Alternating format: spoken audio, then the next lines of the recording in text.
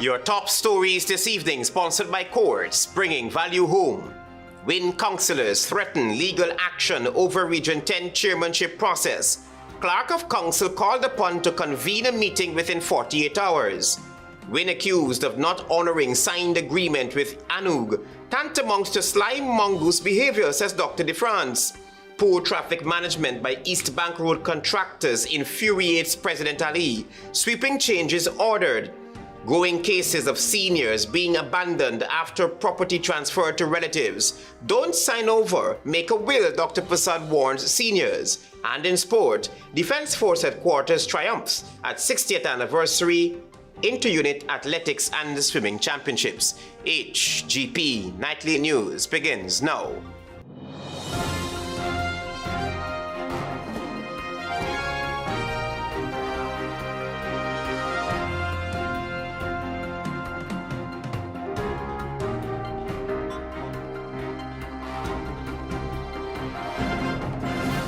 Good evening to our viewers here in Guyana and online. I'm Travis Chase with the Monday, October 13th edition of the HGP Nightly News. We have what you need to know this evening. We begin first up by telling you that the We Invest in Nationhood Party has threatened legal action if no more Region 10 voting rounds for the chairmanship is done within 48 hours. The party contends that the Minister of Local Government does not have the deciding vote. Here is more. Councillors from the We Invest in Nationhood Party have issued a formal notice to Dwight John, Clerk of Council at the Regional Democratic Council, warning of impending court action. According to legal correspondence obtained by Nightly News, the WIN councillors intend to argue that the Minister of Local Government no longer has the authority to unilaterally appoint the chair of any Regional Democratic Council. The dispute follows the election for regional chairman in Region 10 on Friday last, where WIN's candidate Mark Gorin tied with APNU's Dominic Blair 9-9 after a single round of voting. The councillors allege that after the tie, the clerk suspended the electoral process and indicated that the minister would intervene with a casting vote to break the deadlock. The WIN representatives contend that this move is unlawful.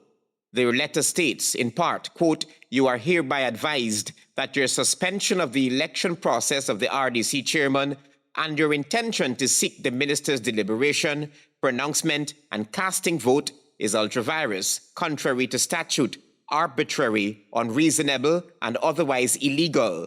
There is no longer any power held by the minister to unilaterally determine and impose the chairmanship of any regional democratic council."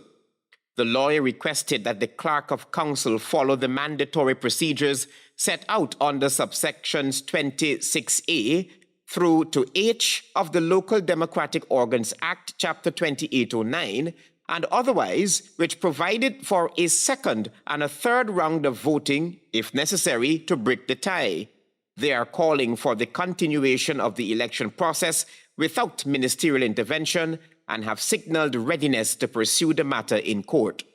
Travis Chase, HGP Nightly News. Meanwhile, after bashing the leader of the We Invest in Nationhood Party for alleged shady handling of the parliamentary seat allocations for the upcoming 13th Parliament, leader of ANUG and United Guyana, Dr. Mark DeFrance, fell on his proverbial sword at the weekend. Marvin Cato reports. This is something that needs clarification also. We have a member that is selected to be a member of parliament, a new member, one who signed on to ANUG a couple of weeks before, and that made the 29 names that we submitted. That was Mark France, then leader of a new and United Guyana, ANUG, before tendering his resignation as chairman over the weekend. It was highlighted that unlike the approach that the APNU took in its configuration with the WP and AFC, when they were a coalition, ANUG was not given the option of selecting its parliamentary representatives. WIN, according to Dr. France, bullied its way and decided that a party member who only recently joined a few weeks before the just concluded election should be the parliamentary representative. We had 3 meetings back and forth before we could have gotten this agreement signed, and the excuse that the leader of WIN gave to ANUG was that, he didn't know what was it that he signed on to, and he thought it was a different permutation. Dr. Franz believes ANUG was hoodwinked by the billionaire businessman and now says he cannot be trusted. A far cry from utterances made before the September 1 polls. Quote unquote, I want to say shout out to all those selected to represent the 109,066 who voted for an idea, a dream, change, and an end to ethnic politics. You bear a huge responsibility to your supporters and Guyana at large. Do not let my people down. Be the change you want to see. Dr. Franz posited after the official elections results were announced. The alleged deception Franz referred to was that of the configuration of parliamentary seats when the election results were known. He thought it was 1 in 10. So, but not only that, and it speaks a lot about the character of the person. Dr. Franz reminded that it could not have been a mistake or an oversight on the part of the Winds leader, who then allegedly being ignorant of the contents of the agreement. He reminded that when the issue of ANUG members not being given positions as per the agreement was sought after, but was met with refusal. We saw changes being made after names were selected initially. So once again, if you really had the intention of sticking to the agreement, you could have put the ANUG personnel there. The bitter dispute ended in Franz tendering his resignation, after which he took to social media saying, quote unquote, I have always been a team player and respect the rules of the game we signed up to. No one will ever accuse me of not working in the best interests of the collective, even at my personal detriment. My latest decision to step down as chairman of ANUG is but another example of putting the team first. ANUG is the most democratic party I have seen in my 5 years of active politics, and I hope it stays that way. I wish those that are selected to lead all the best going forward. Marvin Cato reporting for HGP Nightly News. Over the weekend, President Irfan Ali gave China Road and Bridge Corporation consultant firm Shiladia Associates Incorporated Companies undertaking the East Bank Road expansion project an ultimatum. Here's Marvin Cato.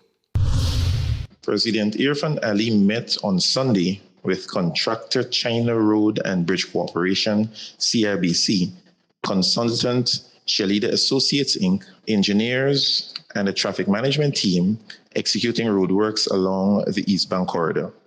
The president summoned an emergency meeting with senior officials of the Ministry of Public Works, the Guyana Police Force, the Coast Guard, the Chinese contractor China Road and Bridge Corporation, and the US-based consultant Shalida Associates Inc.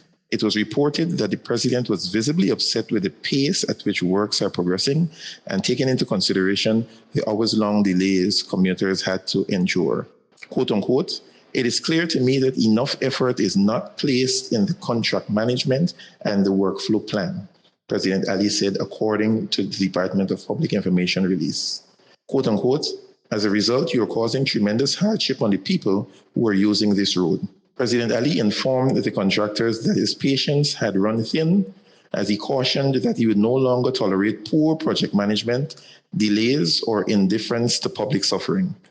The East Bank Public Road is known for hardships. On several occasions, passengers missing their flights or airline staff ended up being late, causing a delay to outbound flights.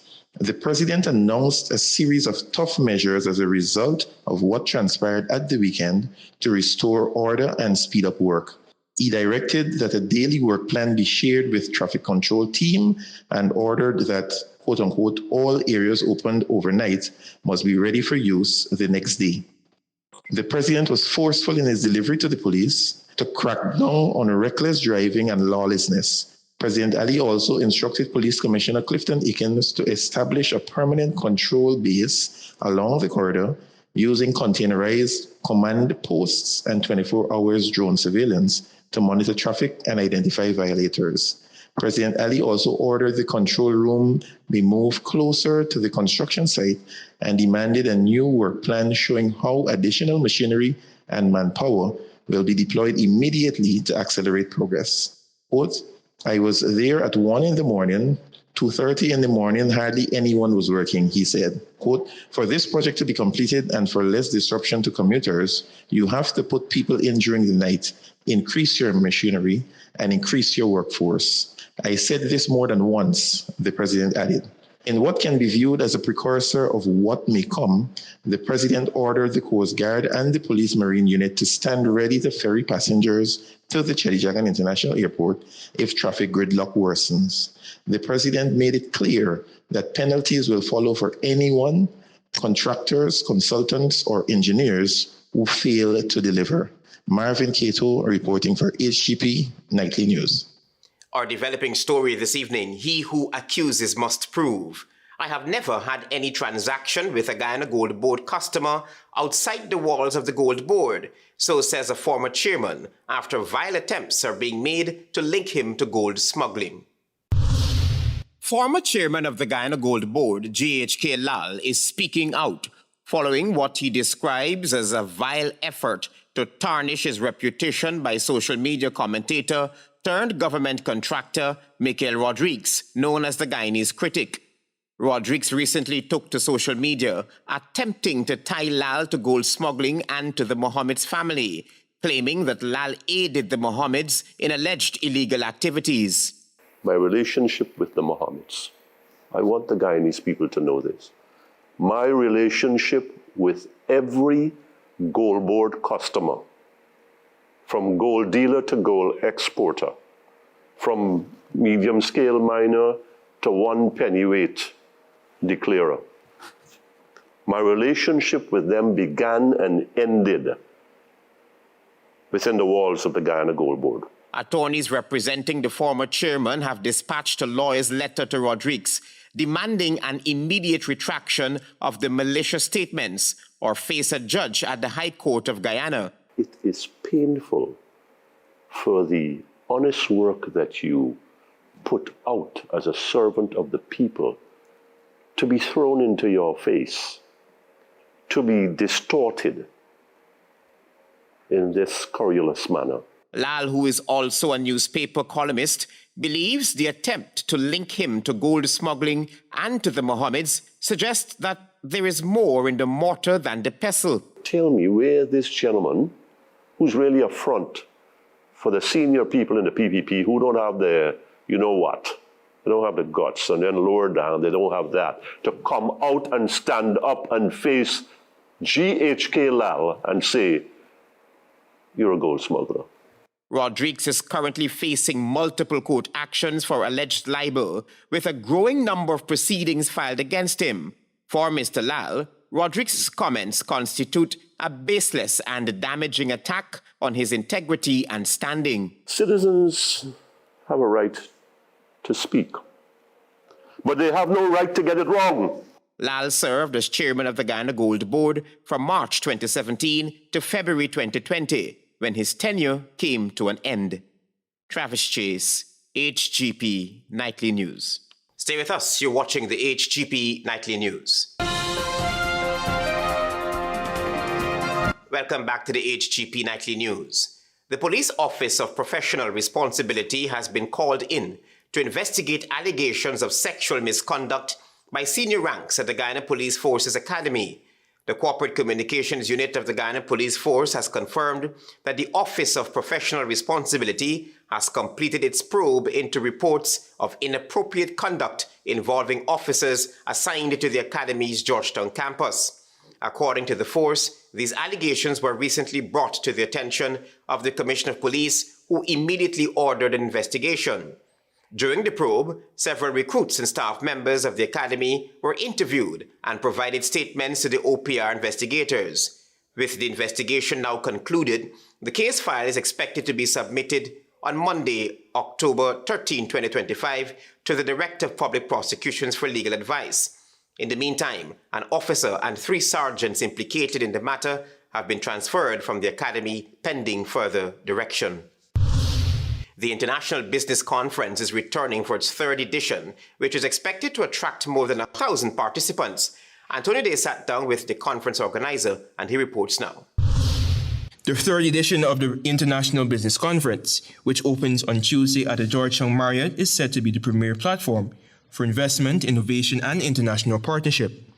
Under the theme Bridging Businesses for Regional Prosperity, IBC unites business leaders, policymakers, investors, and entrepreneurs to unlock opportunities across the Caribbean and South America's fastest growing frontier economies. This is according to Dr. Vishnu Durga, chairman of the Action Invest Caribbean and organizer of the IBC. One of the key things that we are doing is that any business that's out there that may not think that they're a good fit for the actual conference and they do want to actually meet with the exhibitors, they do have the opportunity to get their trade visitor pass to come and meet with the many companies who are here in Guyana for the International Business Conference. As Guyana continues its trajectory as one of the world's fastest growing economies, driven by energy, infrastructure, and industrial expansion, and with Suriname positioning itself as a rising export and manufacturing hub, IBC serves as a trusted bridge connecting global capital with local potential. Very appropriate to really start working on the business bridges that need to be built between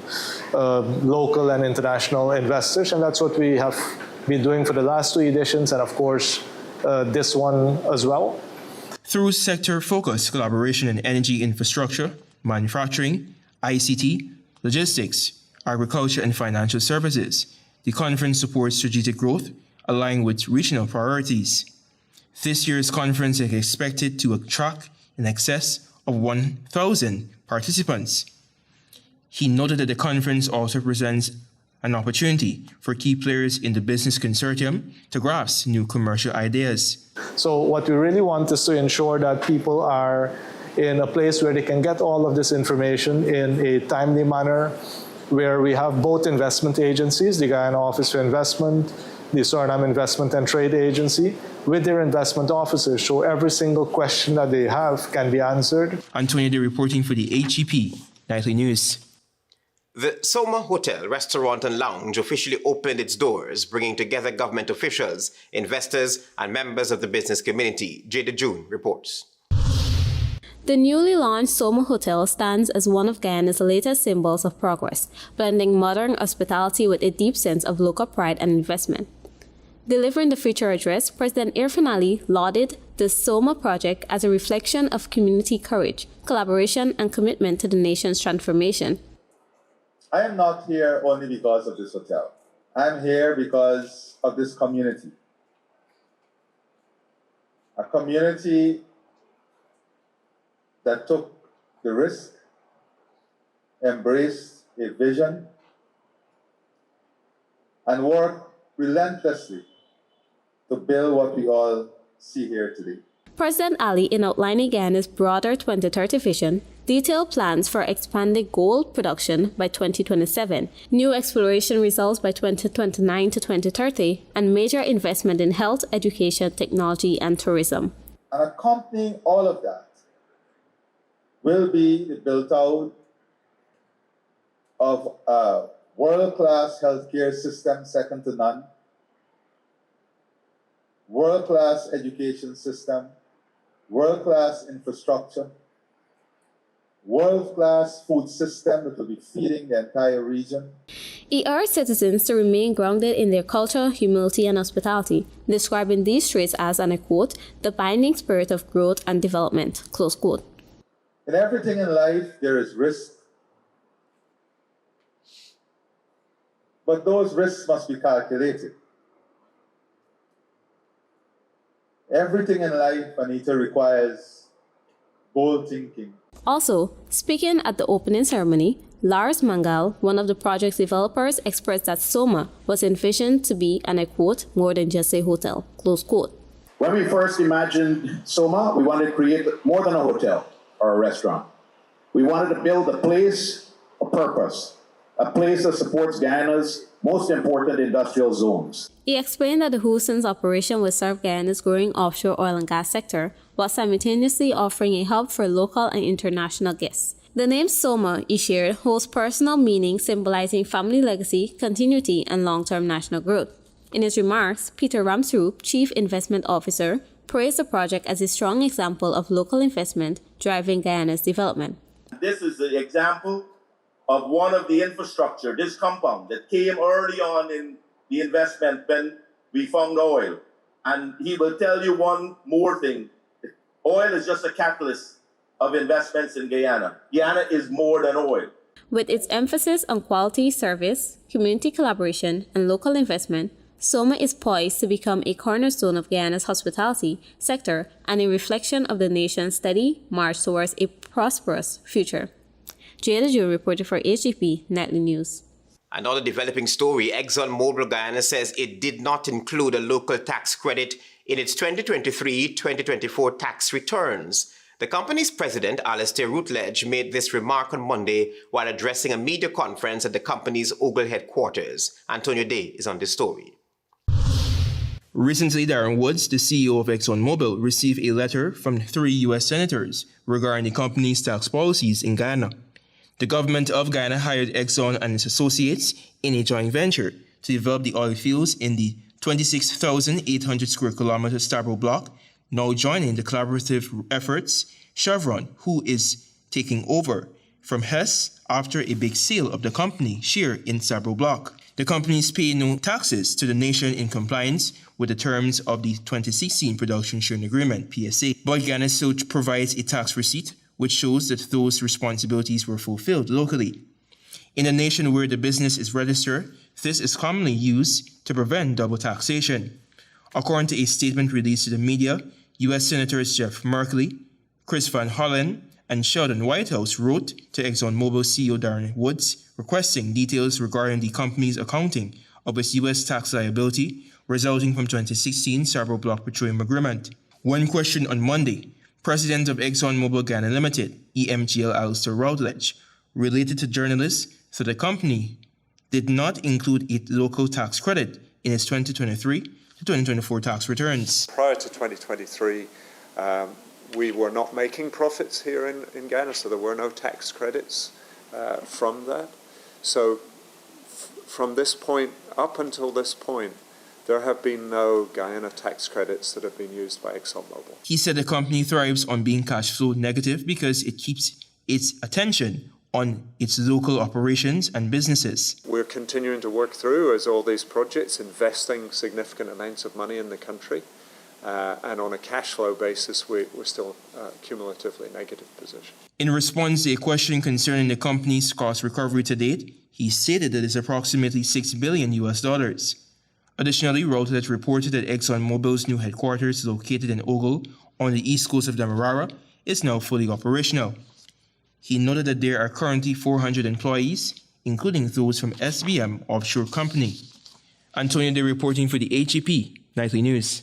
On HGP Nightly News, we tell you now that in a historic and deeply emotional ceremony, Nana Kwesi Ntao, known in Guyana as Carl Fraser of Eldorado Village, Berbice, was officially coronated as the developmental chief of Comanche, a culturally significant village in Ghana's central region.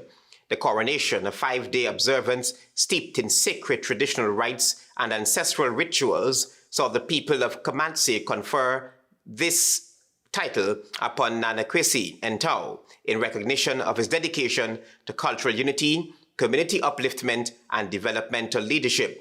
His installment stands as a powerful symbol of reconnection between Africa and the Caribbean diaspora, embodying the enduring ties between Guyana and Ghana, two nations linked by shared history and identity.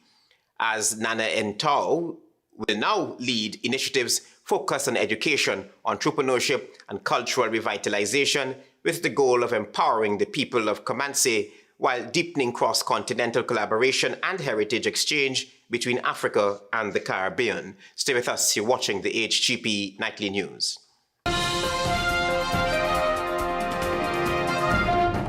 Planning a cleanup? We can help. Sevon's Waste Management skip bins can be provided for home renovation projects, yard cleanup, or construction project. It's simple. Step 1, give us a call. Step 2, we put down the bin. Step 3, load it up with all of your junk. Step 4, we take it away. That's simple. Bins are also available in various sizes, so there is no job that is too big or too small. Call Sevon's Waste Management today at 218-1455. Make home yours every day with Courts. Everything you want. Make home yours anytime with Courts. Oh yeah, yeah, yeah, yeah. get value for your money. Ooh, oh, oh. Courts have the best quality. Home is what you make it. Best prices and good credit. Oh, courts have it all. Oh, yeah. Home is what you make it. Top brands, you're sure to get it all. Courts have it all. Courts has what you need to make home yours. You can get it all with easy payment plans using Courts Ready Finance. Courts, make home yours. Welcome back to the HGP Nightly News. In recognition of International Day of the Girl Child, the Ministry of Human Services and Social Security, through its Child Care and Protection Agency, hosted a special activity on Monday aimed at celebrating and empowering girls across the nation. Tiana Cole reports. In observance of International Day of the Girl Child, the Ministry of Human Services and Social Security's Child Care and Protection Agency, CPA, hosted an empowerment session that brought together girls from various communities across Guyana, empowering girls and highlighting their role as leaders and change makers. The event provided a platform for inspiration, mentorship, and reflection on the vital role of girls in shaping society. Delivering remarks at the event, Minister Dr. PERSAUD acknowledged that while girls continue to face many challenges, they are also achieving remarkable success and leaving an indelible mark on Guyana's social and professional landscape. If we look at education, there are more girls finishing high school. There are more girls than men or girls than boys finishing the University of Guyana. And there are definitely more girls who are making their mark both in the public sector and the private sector. She urged girls and women to view themselves as capable and equal to their male counterparts in every sphere of life. Many still see themselves as lesser than, still see themselves as inferior to, and that is the kind of psychological foundation, that is the kind of thinking that we have to chip away at and start to do it with the girls of today. Also delivering remarks was Dr. Pradeepa Bolanot, environmental economist and Guyana's lead climate negotiator, who delivered a keynote address under the theme On the Front Line of Crisis, Climate Justice and the Girl Child. She highlighted that girls are not fragile, but powerful forces for transformation, courage, and leadership. The story of the girl child is not one of fragility, but it is one of immense strength. Together and alone, we are strong. We are strong individually and we are strong as a collective. Dr. Bolanot further in pointing out that girls continue to face barriers in their daily lives, workplace, and communities, encourage greater efforts to break these barriers and create more opportunities. We have to work very hard at breaking those barriers, reshaping our communities, leading movements of justice, science, sustainability as we chart the path to our development. This year's theme, quote-unquote, The Girl I Am, The Change I Lead, Girls on the Front Lines of Crisis, was brought to life through a range of recreational, inspirational, and bilateral activities designed to inspire confidence and leadership among young girls. Tiana Cole reporting for the HGP Nightly News.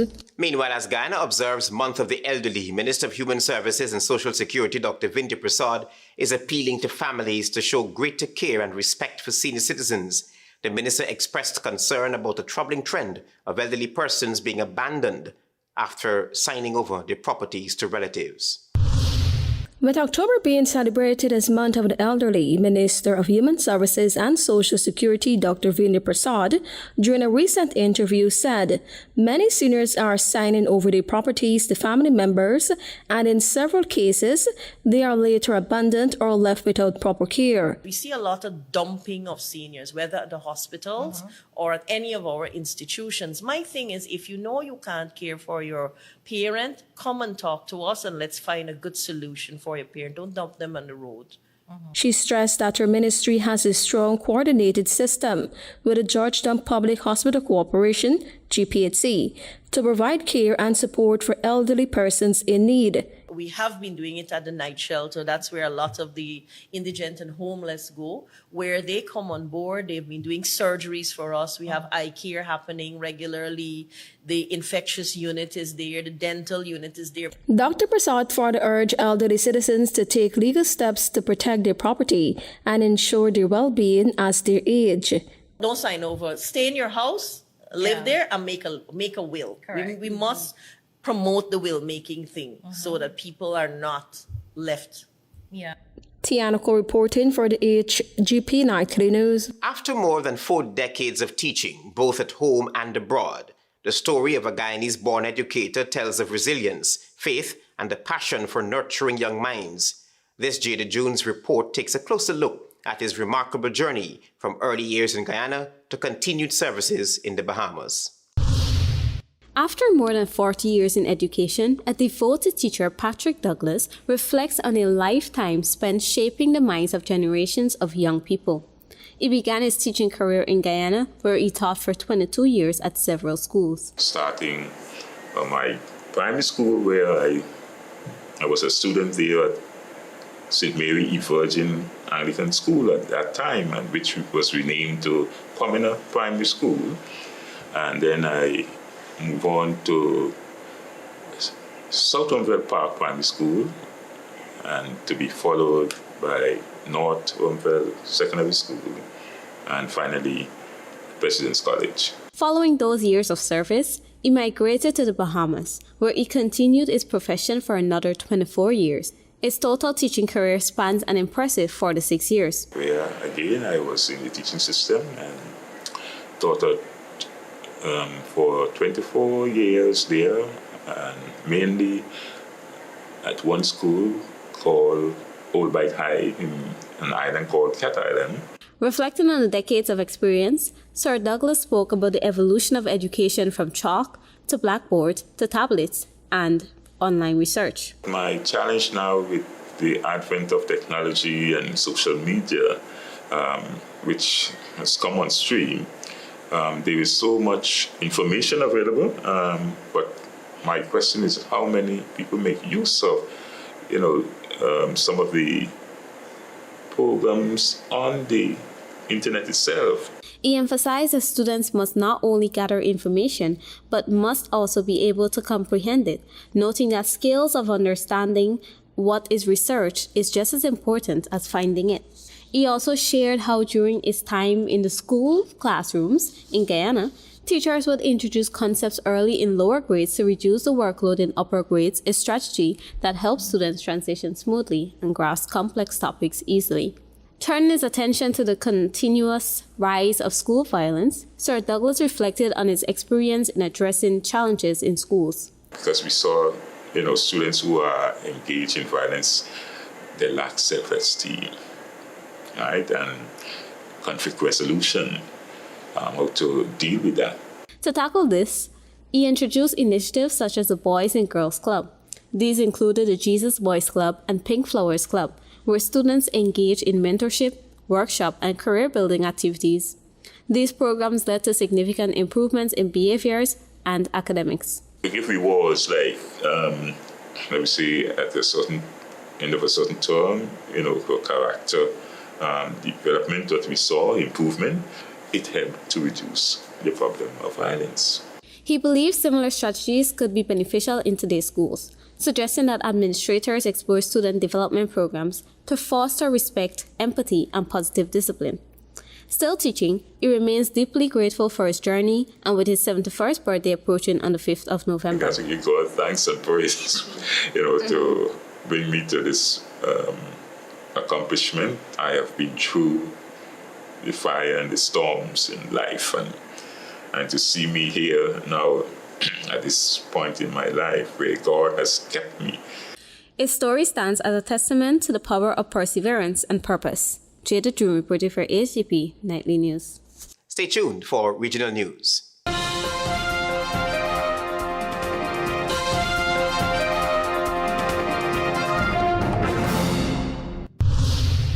Good evening and welcome to Monday's edition of the Regional News. Haiti's food insecurity is expected to deepen by mid-2026, with around 6 million people projected to face critical hunger levels amid gang violence and economic collapse, the Integrated Food Security Phase Classification IPC said in a report. Currently, 5.7 million Haitians, over half of the population, are facing high levels of food insecurity, with 1.9 million at the emergency level, experiencing acute food shortages and high malnutrition, the IPC report said. The IPC, a UN-backed index measuring hunger and malnutrition in global hotspots, projects 5.91 million will experience food insecurity by mid-2026, including nearly 2 million at the emergency level. Haiti remains among the 5 worst food security crises globally, with more than half of the population relying on assistance.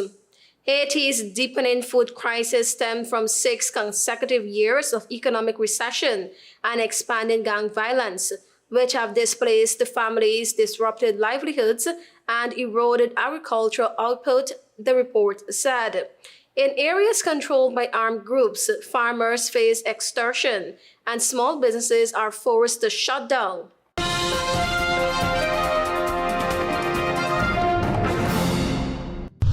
Finance Minister Dave Tanku has appealed to all nationals living abroad to return to Trinidad and Tobago to help rebuild the nation. Tanku made the appeal while delivering a feature address at the opening of the 38th annual Diwali Nagar celebrations at the NCIC Nagar Shagwanas. Tanku said now was the time for all nationals to come home and uplift the nation, quote unquote. Let the world see what can be built when a people scattered across the globe come home to light up and lift up their nation. Let us, like the family of Shri Ram, stand together once more, united in love, in faith, and in purpose. He urged the diaspora to come home to invest, teach, and mentor.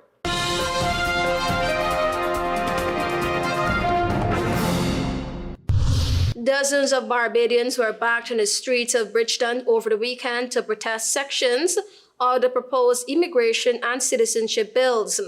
They insist that, if approved, the laws could have lasting consequences for the island's identity, resources, and democratic integrity.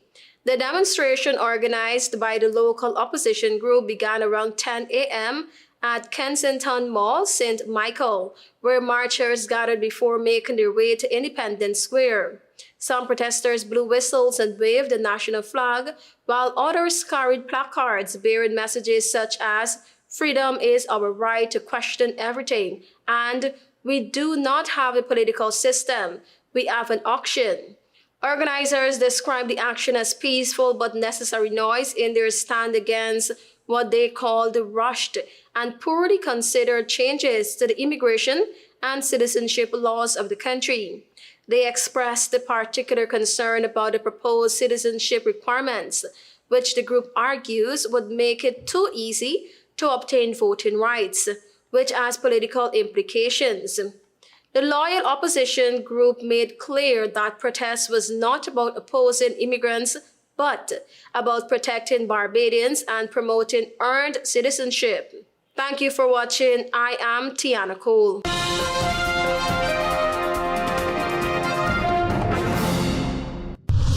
Let's join Delwyn Neblet for HGP's Sports Pulse.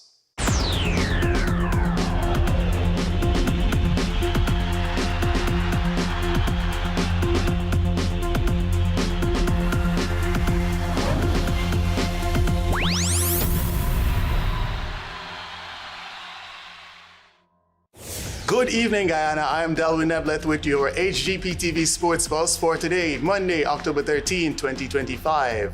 The ministers responsible for the Ministry of Culture, Youth and Sport, the Honorable Charles Ramson Jr. and the Honorable Stephen Jacobs, recently facilitated an engagement with representatives of the Berbice Cricket Association and sub-associations, as well as representatives from clubs within the ancient county at the Albion Community Centre. Those in attendance included former Berbice and West Indies international players Sunirine Chattergoon and Devendra Bishu, as the discussions focused on the hosting of tournaments, the expansion and growth of associations and clubs, as well as funding for competitions including schools and youth tournaments in Berbice. The Buxton Carl Hooper Cricket Club first cricket cash bonanza was held last weekend at Buxton North on the east coast of Demerara. The first match was a commanding 9-wicket victory for the Westside Steppers over the NOC Santos Sports Club, while Golden Grove defeated Transport in a last ball thriller in match number 2. In match number 3, Anthony McFarlane scored an unbeaten 46 as both Royal Merrill and Andre McFarlane picked up 3 wickets to propel Buxton A to a 60-run victory over Buxton B. The eliminator then saw the Westside Steppers clinch a 9-run victory over Golden Grove on the back of a top score of 26 as well as 2 wickets from Narendra Persaud. Persaud would then return to score an unbeaten 66 as Anand Bharat picked up 4 for 13 in the final to propel the Westside Steppers to a 9-wicket victory over Buxton A, becoming the inaugural Buxton First Cricket Cash Bonanza champions and winners of the $500,000 top prize. Also in cricket, the 2025 Queensway Security Inc. Senior Men's Inter-County Tournament bowled off this weekend with matches at the Hampton Court or Joe Jagmohan ground in Essequibo, as well as the Lusignan ground on the east coast of Demerara. On Saturday, Demerara secured a commanding 50-run victory over Essequibo in the first fixture on the back of a solid 73 from player of the match and captain Matthew Nandu, which propelled the visitors to a total of 229. West Indies under-19 all-rounder Jonathan Van Lang would then take 4 for 35 and Richie Lucknott 3 for 26 to ball out Essequibo for just 179 in 37.3 overs. Essequibo's Thaddeus Lovell picked up figures of 4 for 43 in a losing effort. On Sunday, the GCB Select 11 were bowled out for just 139 after winning the toss and batting first against Berbice at Lusignan. Junior Sinclair picked up the first 5-wicket haul of the tournament as Kwesi Mickle played well for his 49. Kevin Sinclair would then show his class with a dominating 75 from 63 as Berbice reached 141 for 3 to secure a 7-wicket victory in the first match of this year's tournament. The next fixture in this year's tournament will see defending champions Demerara take on the GCB Select 11 at Enmore on Tuesday. Action also continued in the second test between the West Indies and India at the Arun Jaitley Stadium in New Delhi this weekend. Jamel Warrican picked up 3 wickets for the West Indies as India amassed a mammoth 518 for 5 in the first innings, with Yashasvi Jaiswal scoring a magnificent 175 and the captain Shubman Gill remaining unbeaten on 129. Kuldeep Yadav would then pick up 5 for 82 to bowl out the West Indies for just 248 as Alec Athenaeus top scored with 41. India would then enforce the follow-on and it took a fighting knock of 115 from John Campbell as well as a brilliant 103 from captain Shea Hope to ensure that the West Indies did not suffer a 2-for-1 defeat. Justin Graves also played well for an unbeaten 50 to propel the West Indies to a total of 390 and a lead of 120. As at the end of day 4, India would reach 63 for 1, requiring just 58 runs for victory on the final day, with KL Rahul unbeaten on 25 and Sai Sudarsan also unbeaten on 30. Defence Force Headquarters triumph as the Ghana Defence Force 60th Anniversary Inter-Unit Athletics and Swimming Championships concluded over the past weekend. The event, which ran from Sunday, October 5th to Friday, October 10, saw Defence Headquarters emerge as overall champions after amassing a total of 532 points. The Coast Guards finished second with 358 points, while the 1 Infantry Battalion secured third place with 245.5 points.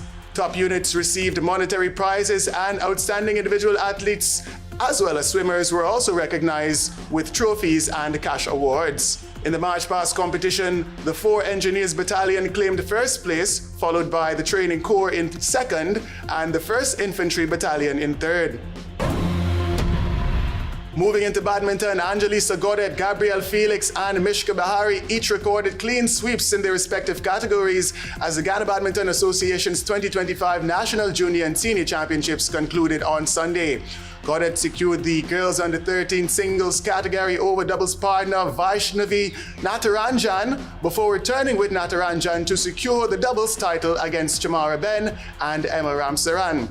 The mixed doubles category was secured alongside Joel Rambrich as they defeated siblings Vaibhav and Vaishnavi Nataranjan.